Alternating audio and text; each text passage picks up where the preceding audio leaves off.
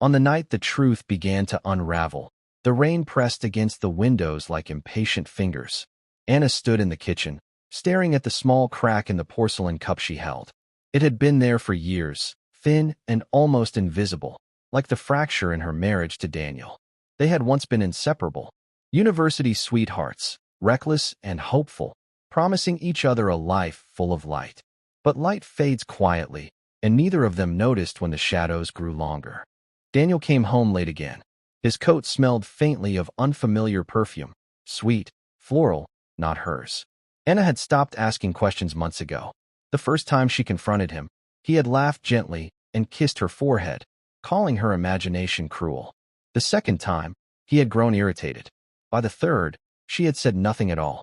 That silence became a language between them. Anna wasn't innocent. In the quiet loneliness of her days, she had found comfort in someone else's attention. Mark worked at the gallery where she volunteered, a widower with kind eyes and patient hands. He listened when she spoke. He noticed when she changed her hair. He remembered her favorite painter. The first time he brushed her fingers while handing her a canvas, she felt something awaken, something she had buried under years of compromise. She told herself it was harmless, a friendship, a spark to warm her frozen heart. But warmth can become fire. Daniel's affair had begun differently. It started with ambition.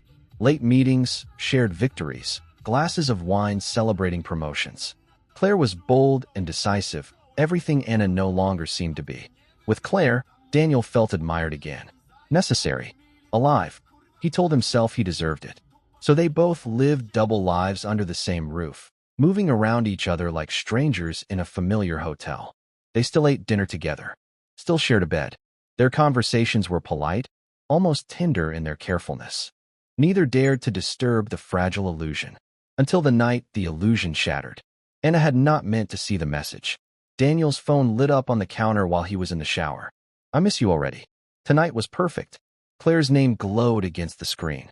Anna felt no shock, only confirmation. A strange calm settled over her, like the stillness before a storm. She placed the phone back exactly where it had been and walked upstairs. In the bedroom, she opened her drawer and took out the small wooden box where she kept letters. Inside were notes from Mark, written in careful handwriting. Nothing explicit, just words filled with longing. "You deserve to be seen. I wish you were braver." The irony almost made her smile.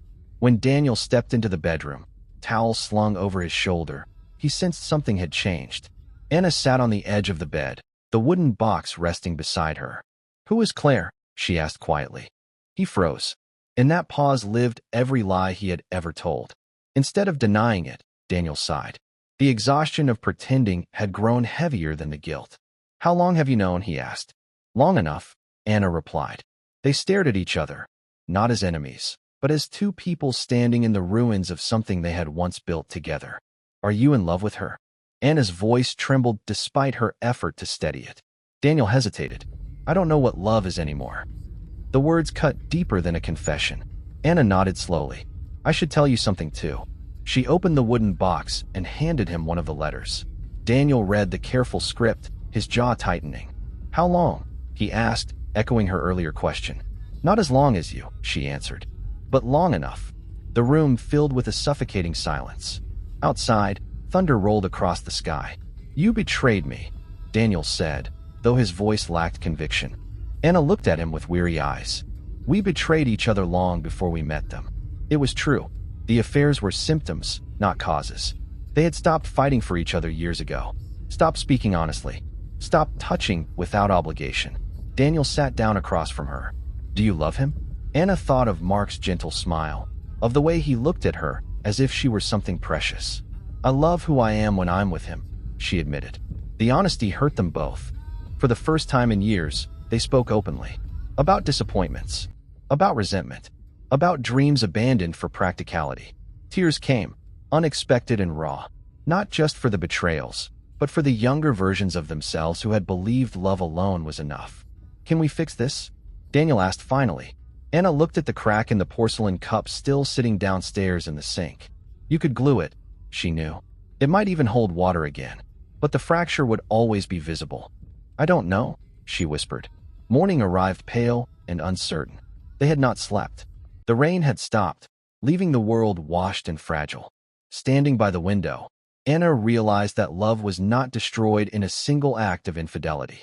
It eroded slowly, through neglect, through silence, through choosing pride over vulnerability. Daniel packed a small bag. Not dramatically, not angrily, just carefully, as if afraid of breaking something already shattered. At the door, he paused. "I did love you," he said. "I know," Anna replied. "So did I." When the door closed, it did not slam.